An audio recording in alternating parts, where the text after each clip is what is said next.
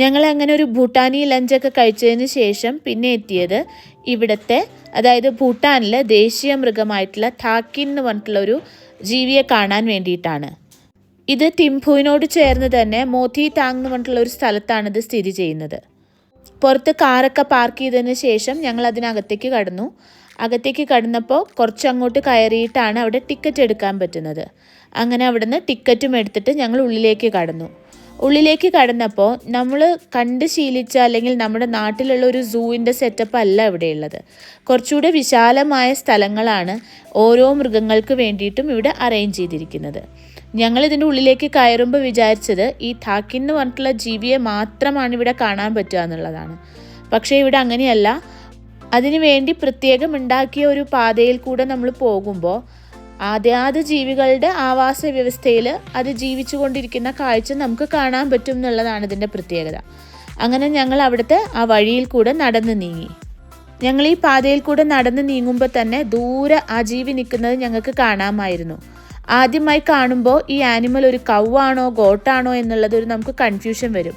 കാരണം ഇതിന് ഗോട്ടിൻ്റെ തലയും കൗവിൻ്റെ ബോഡി സ്ട്രക്ചറും പോലെയുള്ളൊരു യൂണീക്ക് അപ്പിയറൻസ് ആയിട്ടാണ് നമുക്ക് തോന്നുക. അതുകൊണ്ട് തന്നെ ലോകത്തിലെ സ്ട്രേഞ്ച് ലുക്കിംഗ് ആനിമൽസിൻ്റെ ലിസ്റ്റിൽ പോലും ഈ ടാക്കിൻ എന്ന് പറഞ്ഞിട്ടുള്ള ജീവി ഉൾപ്പെടാറുണ്ട്.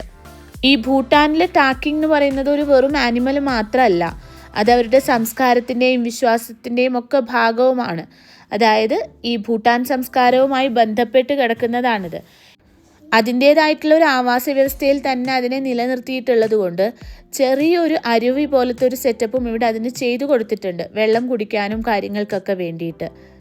ഡിവൈൻ മാഡ്മാൻ എന്നറിയപ്പെടുന്ന ഡ്രൂക്പ കുൻലി എന്ന മനുഷ്യൻ ഒരു ദിവസം ഗോട്ടിൻ്റെ തലയും കൗവിൻ്റെ ശരീരവും ചേർത്തൊരു ജീവിയെ സൃഷ്ടിച്ചു എന്നാണ് നാട്ടുകാർ വിശ്വസിക്കുന്നത്. അതുകൊണ്ട് തന്നെയാണ് ഭൂട്ടാനിൽ ഈ ടാക്കിൻ എന്ന് പറഞ്ഞിട്ടുള്ള ജീവി ഒരു സേക്രഡ് ആയിട്ടുള്ള ആനിമൽ ആയിട്ടാണ് അവർ കണക്കാക്കുന്നത്. ഈ ജീവിയെ പ്രിസർവ് ചെയ്യാനായിട്ട് ആദ്യം ഒരു ചെറിയ സൂ ആയിട്ടാണ് തുടങ്ങിയതത്രേ. പിന്നീട് ആനിമൽസിനെ സ്വതന്ത്രമായി ജീവിക്കാൻ അനുവദിക്കുന്ന രീതിയിൽ ഒരു കൺസർവേഷൻ ഏരിയ ആയിട്ട് ഇതിനെ മാറ്റിയെന്നാണ് പറയുന്നത്. മലനിരകളിൽ പ്രകൃതിയോട് ചേർന്ന് തന്നെ ഇവയെ സംരക്ഷിക്കപ്പെടുന്നുണ്ട്. ഇതിനോട് ചേർന്ന് കുറച്ച് ആളുകൾ ഈ മൃഗങ്ങൾക്കുള്ള ഭക്ഷണം റെഡിയാക്കുന്ന കാഴ്ചയും ഞങ്ങൾ അവിടെ കണ്ടിരുന്നു. ആ കണ്ട ഇലയിൽ നിന്ന് കുറച്ച് ഞങ്ങൾ അതിനായി കൊടുക്കുകയും ചെയ്തു. അത് വളരെ വേഗം തന്നെ അടുത്ത് വന്ന് കുട്ടികളുടെ അടുത്ത് നിന്ന് ഭക്ഷണമൊക്കെ മേടിച്ച് കഴിക്കുന്നുണ്ടായിരുന്നു. അതുപോലെ തന്നെ ഇതിന് കഴിക്കാൻ വേണ്ടിയിട്ട് കടല കുതിർത്തിയത് അവിടെ ഇട്ടിരിക്കുന്നത് ഞങ്ങൾ കണ്ടു. ഞങ്ങൾ ആദ്യം കരുതിയിരുന്നത് ഈ ടാക്കിൻ എന്ന് പറഞ്ഞ മൃഗത്തിനെ മാത്രമാണ് നമുക്കിവിടെ കാണാൻ പറ്റുള്ളൂ എന്നുള്ളതാണ്. പക്ഷെ ഇതൊരു മിനി സൂ ആയിട്ടാണ് വർക്ക് ചെയ്യുന്നത്. ഇവിടെ നമുക്ക് വേറെയും ചില മൃഗങ്ങളെ കാണാം. അങ്ങനെ ഞങ്ങൾ കണ്ടതാണ് ബാർക്കിംഗ് ഡിയർ എന്ന് പറഞ്ഞിട്ടുള്ള ഒരു മൃഗം. ഇത് ഏകദേശം മാനിനെ പോലെ തോന്നിക്കുന്ന ഒരു മൃഗമാണ്. ഇത് ഏതെങ്കിലും രീതിയിൽ അപകടമുണ്ടാവുമ്പോൾ ഒരു പട്ടിയെ പോലെ ശബ്ദമുണ്ടാക്കുന്നത് കാരണമാണത്രേ ഇതിനെ ബാർക്കിംഗ് ഡിയർ എന്നറിയപ്പെടുന്നത്. ഹിമാലയൻ വനപ്രദേശങ്ങളിലും അതുപോലെ തന്നെ ഭൂട്ടാനിലുള്ള കാടുകളിലൊക്കെ വളരെ സർവ്വസാധാരണമായി കാണുന്ന ഒരു ജീവിയാണെന്നാണ് പറയുന്നത്. പിന്നെ ഈ കാണുന്ന ബ്ലൂ ഷീപ്പ് എന്ന് പറഞ്ഞിട്ടുള്ള ഒരു മൃഗത്തിനെയാണ് കണ്ടത്.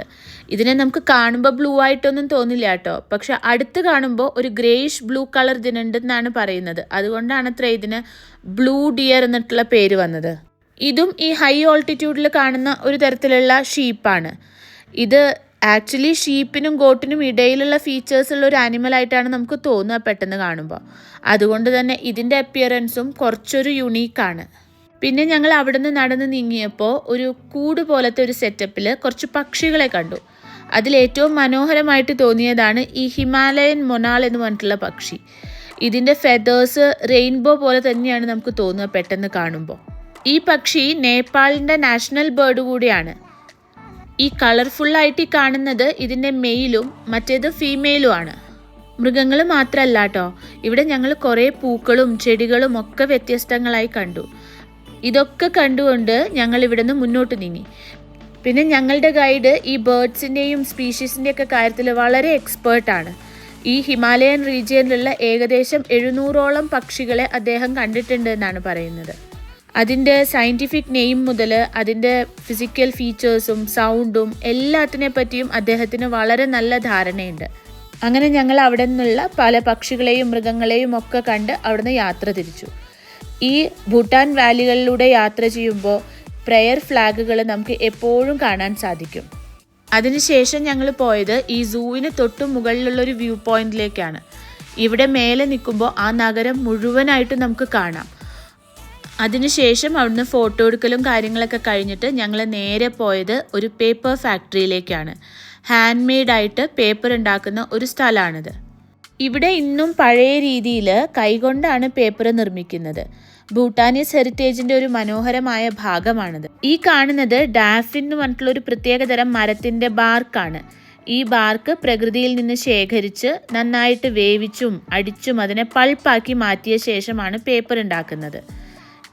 ഈ പൾപ്പാക്കി മാറ്റുന്ന പ്രോസസ്സ് ഉണ്ടല്ലോ, അത് ഇതിനും പുറത്ത് വെച്ചിട്ടാണ് നടക്കുന്നത്. പിന്നെ അവിടെ കുറേ ജോലിക്കാരിരുന്നിട്ട് ഇതിനെ ഓരോരോ ഫൈബേഴ്സായിട്ട് വേർതിരിച്ച് മാറ്റുന്നത് നമുക്ക് കാണാൻ സാധിക്കും. എല്ലാം മെഷീൻസ് ഉപയോഗിച്ച് മാസ് പ്രൊഡക്ഷനിൽ ചെയ്യുന്ന ഇന്നത്തെ കാലത്തും ഇവിടെ ഓരോ ഷീറ്റ് പേപ്പറും കൈകൊണ്ടാണ് ഉണ്ടാക്കുന്നത്. അതുകൊണ്ട് തന്നെ ഓരോ പേപ്പറിനും ഓരോ യുണീക്ക് ടെക്സ്ചറും അതുപോലെ തന്നെ ഒരു നാച്ചുറൽ ഫീലുമാണ് ഉണ്ടാകുന്നത്. ഈ ഭൂട്ടാനീസ് ഹാൻഡ് മെയ്ഡ് പേപ്പേഴ്സ് ഉണ്ടല്ലോ, പഴയ കാലത്ത് റിലീജിയസ് ആയിട്ടുള്ള സ്ക്രിപ്ചേഴ്സ് എഴുതാനും ഒഫീഷ്യൽ ഡോക്യുമെൻറ്റ്സിനൊക്കെ ഉപയോഗിച്ചിരുന്നു. 2 ഫ്രെയിംസ് ആണ് ഇവർ ഇതിന് യൂസ് ചെയ്യുന്നത്. ഒരെണ്ണം അരിപ്പ പോലത്തെ ഒരു ഫ്രെയിം. ഇതിൽ ഈ പൾപ്പ് വെച്ചിട്ട് ഇവർ ഏറ്റവും നേർത്ത രീതിയിലുള്ള ഒരു ടെക്സ്ചറാക്കി മാറ്റും. എന്നിട്ട് അതൊരു ഭാഗത്തേക്ക് മാറ്റും. അതിനുശേഷം ഇവർ ഇങ്ങനത്തെ ഒരു ഫ്രെയിമിലിട്ടിട്ട് ഇതിനെ ഉണക്കിയെടുക്കുകയാണ് ചെയ്യുന്നത്. പണ്ട് ഇത് ഒഫീഷ്യൽ പർപ്പസിനൊക്കെയാണ് യൂസ് ചെയ്തിരുന്നത് എങ്കിലും ഇന്ന് നോട്ട്ബുക്ക് ഉണ്ടാക്കാനും ഗ്രീറ്റിംഗ് കാർഡിനും ബുക്ക് മാർക്കായിട്ടും ഡെക്കറേറ്റീവ് ഐറ്റംസിനുമൊക്കെ ആയിട്ടാണ് നമ്മളിത് ഉപയോഗിക്കുന്നതെന്നാണ് അവർ പറയുന്നത്. വളരെ ഇൻട്രസ്റ്റിംഗ് ആയിട്ടുള്ളൊരു കാര്യം എന്താ വെച്ചാൽ ഈ പേപ്പർ വളരെ എക്കോ ഫ്രണ്ട്ലി ആണ്. കെമിക്കൽസൊക്കെ വളരെ കുറവാണ് ഇതിൽ ഉപയോഗിച്ചിട്ടുള്ളൂ. നേച്ചർ ഫ്രണ്ട്ലി പ്രൊഡക്ഷൻ മെത്തേഡാണ് ഇതിൽ ഇവർ എടുക്കുന്നത്. അവർ ഈ കിട്ടുന്ന പേപ്പറിനെ പല ക്വാളിറ്റിയിലും പല തിക്നെസ്സിലും ഉള്ളതാക്കിയിട്ട് സെപ്പറേറ്റ് ചെയ്ത് മാറ്റി വയ്ക്കുകയാണ് ചെയ്യുന്നത്. ഇതിനോട് ചേർന്നുള്ള ഔട്ട്ലെറ്റിൽ പോയി കഴിഞ്ഞ് കഴിഞ്ഞാൽ നമുക്കിത് മേടിക്കാനും സാധിക്കും. മൊത്തത്തിലൊരു മെഷീൻ വേൾഡിൽ ജീവിക്കുന്ന നമുക്ക് ഇവിടെ എത്തുമ്പോൾ ഒരു ഡിഫറെൻറ്റ് ഫീലാണ് ഉണ്ടാവുക. ഓരോ പേപ്പറും ഉണ്ടാക്കാനായിട്ട് ഇത്രയും പേഷ്യൻസും കൈപ്പണിയും വേണമെന്ന് കാണുമ്പോൾ നമുക്കതിൻ്റെ വില നേരിട്ട് മനസ്സിലാക്കും. ഈ പേപ്പർ കൊണ്ട് ഡ്രോയിങ്സ് ആയിട്ടും ഗ്രീറ്റിംഗ് കാർഡായിട്ടും വളരെ മനോഹരങ്ങളായിട്ടുള്ള സാധനങ്ങളാണ് നമുക്കിവിടെ കാണാൻ സാധിക്കുക. അങ്ങനെ അതൊക്കെ കണ്ട് ഞങ്ങൾ പിന്നെയും യാത്ര തുടർന്നു. അപ്പോഴേക്കും നല്ല മഴക്കാർ വന്നിട്ടുണ്ടായിരുന്നു. മഴ പെയ്തു തുടങ്ങിയപ്പോഴേക്കും ടെമ്പറേച്ചർ പെട്ടെന്ന് തന്നെ കുറയാനും തുടങ്ങി. എല്ലാവർക്കും നല്ല പോലെ തണുക്കുന്നുണ്ടായിരുന്നു. അങ്ങനെ നമ്മൾ ഇനി പോകാൻ പോകുന്നത് ഇവിടുത്തെ മാർക്കറ്റിലേക്കാണ്. മാർക്കറ്റിലേക്ക് ചെല്ലുമ്പോൾ ഞങ്ങൾ കാണുന്നത് ഈ കുട്ടിക്കുറുമ്പന്മാർ ഇവിടെ ഇരുന്ന് കളിക്കുന്നതാണ്. ഇവിടുത്തെ മാർക്കറ്റ് ഭയങ്കര ക്ലീൻ ആയിട്ടുള്ള ഒരു നല്ല വൃത്തിയുള്ള സ്ഥലമാണ്. ഇതിവിടുത്തെ വെജിറ്റബിൾ മാർക്കറ്റാണ്. ഞങ്ങൾക്ക് അറിയാൻ സാധിച്ചത് ഇവിടുത്തെ കിങ് ഇവിടുത്തെ ആളുകൾക്ക് ഇത് ഒരു സമ്മാനമായിട്ട് കൊടുത്തതാണ് എന്നാണ്. ഒരുപാട് പേര് ഒരുപാട് സാധനങ്ങൾ അവിടെ കൊണ്ടുവന്ന് വെച്ച് വിൽക്കുന്നത് ഞങ്ങൾ കണ്ടു. നല്ല ഫ്രഷ് ആയിട്ടുള്ള വെജിറ്റബിൾസ് ഉണ്ട്. പിന്നെ ഇവിടുത്തുകാരുടെ ഏറ്റവും പ്രധാനപ്പെട്ട രീതിയിലുള്ള പലതരത്തിലുള്ള മുളകുകളുണ്ട് ഇവിടെ. ഇവിടുത്തുകാർ കുട്ടികളെ എടുക്കുന്ന രീതി ശരിക്കും കൗതുകമായിട്ട് നമുക്ക് തോന്നും. ഇതിൻ്റെ ഉള്ളിൽ വളരെ സെക്യൂർഡ് ആയിട്ടാണ് ആ കുട്ടികൾ ഇരിക്കുക. ഈ വെജിറ്റബിൾ മാർക്കറ്റിൻ്റെ ഈ ഭാഗത്തേക്ക് വന്നപ്പോൾ ഇവിടെ മുഴുവനും ഡ്രൈ ചെയ്ത് വെച്ചിട്ടുള്ള മീറ്റും ഫിഷും ഒക്കെയാണ്. പക്ഷേ ഇവിടെയൊന്നും ഒരു ഈച്ചയോ ഒരു അഴുക്കോ വൃത്തികേടോ ഒന്നും നമുക്ക് കാണാൻ പറ്റില്ല. ഒരു പൂച്ച പോലും ഇല്ല. ഞങ്ങൾക്ക് അത്ഭുതമായിപ്പോയി. എങ്ങനെയാണ് ഇതൊക്കെ തുറന്നു വച്ചിട്ടും ഒരു അഴുക്കോ വൃത്തികേടോ ഒന്നുമില്ലാതെ ഇത് മെയിൻറ്റെയിൻ ചെയ്യാൻ പറ്റുന്നതെന്ന് ആലോചിച്ചിട്ട്. പലതരത്തിലുള്ള ഉണക്ക ഇറച്ചികൾ ഇവിടെയുണ്ട്. പോർക്കുണ്ട്, ചിക്കൻ ഉണ്ട്, അതുപോലെ തന്നെ ബീഫ് ഉണ്ട്. എല്ലാ തരത്തിലുള്ള ഉണക്ക ഇറച്ചികളുണ്ട്. നമ്മളിവിടുത്തെ റെസ്റ്റോറൻറ്റിൽ പോയി കഴിഞ്ഞാലും ഈ ഉണക്ക ഇറച്ചികൾ വെച്ചിട്ടുള്ള വിഭവങ്ങളാണ് ഏതാനും നമുക്ക് വാങ്ങാൻ കിട്ടുന്നത്. ഈ മാല പോലെ ഇട്ടിരിക്കുന്നത് കണ്ടില്ലേ, ഇത് ചീസാണ്. യാത്ര ചെയ്യുമ്പോഴൊക്കെ ഇത് കഴിക്കുന്നത് നല്ലതാണത്രേ. നിരഞ്ജൻ അത് കഴിച്ചു നോക്കാൻ റെഡിയായി. അങ്ങനെ ഒരു ചെറിയ കഷ്ണം ഞങ്ങൾ 30 രൂപ കൊടുത്ത് വാങ്ങി. എത്ര കടിച്ചിട്ടും അത് പൊട്ടിക്കാൻ പോലും അവന് സാധിച്ചില്ല. അങ്ങനെ 30 രൂപ വെറുതെ കളഞ്ഞ് ഞങ്ങൾക്ക് പോകേണ്ടി വന്നു. ഇതിവിടുത്തെ ചീസാണ്. അതവർ ഇങ്ങനെയുള്ള രീതിയിലാണ് സൂക്ഷിക്കുന്നത്. ഇവിടെയും നമുക്ക് ഒരു ഈച്ചയെ പോലും കാണാൻ പറ്റില്ല.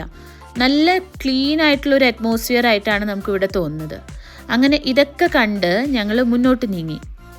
ഞങ്ങൾക്ക് ഇവിടുന്ന് കുറച്ച് ഫ്രൂട്ട്സ് മേടിച്ചാൽ കൊള്ളാമെന്ന് തോന്നി. അങ്ങനെയാണ് ഈ ഫ്രൂട്ട് മാർക്കറ്റിൻ്റെ അടുത്തേക്ക് വന്നത്. ഇവിടെയും പലതരത്തിലുള്ള ഫ്രൂട്ട്സും കാര്യങ്ങളും ഒക്കെ ഉണ്ട്. പിന്നെ എല്ലായിടത്തും കോമൺ ആയിട്ട് ഇവിടെ കാണാൻ പറ്റുന്നത് ഈ ചില്ലിയാണ്. അത് ഏത് മാർക്കറ്റിൽ പോയി കഴിഞ്ഞാലും ഒരു സൈഡിൽ മുഴുവനും ഈ ചില്ലിയാണ്. റെഡ് ചില്ലിയും കാണാം, നമുക്ക് അതുപോലെ തന്നെ ഗ്രീൻ ചില്ലിയും കാണാം. ഈ കാണുന്നതൊക്കെ പൂജാ സാധനങ്ങളാണ്. പല രീതിയിൽ അവിടെ പുകയ്ക്കാനും ഒക്കെയുള്ള സാധനങ്ങളാണ് ഈ കാണുന്നത് മുഴുവനും. പിന്നെയും ഞങ്ങൾ കുറേ നടന്നു അവിടെ. അങ്ങനെ നടന്ന് നീങ്ങിയപ്പോഴാണ് ഉണക്കമീനിൻ്റെ മാർക്കറ്റ് കണ്ടത്. ഇവിടെ പലതരത്തിലുള്ള ഉണക്കമീനുകളാണ് ഉള്ളത്. എല്ലാം മുമ്പ് പറഞ്ഞ പോലെ നല്ല വൃത്തിയായിട്ടാണ് അവർ സൂക്ഷിക്കുന്നത്. വലിയ തിക്കോ തിരക്കോ ബഹളോ ഒന്നും ഇവിടെ ഇല്ല.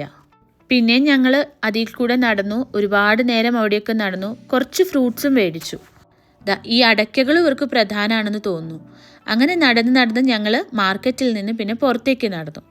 അങ്ങനെ പുറത്ത് യാത്ര ചെയ്യുമ്പോഴാണ് പെട്ടെന്ന് ഞങ്ങൾ റെയിൻബോ ശ്രദ്ധിച്ചത്.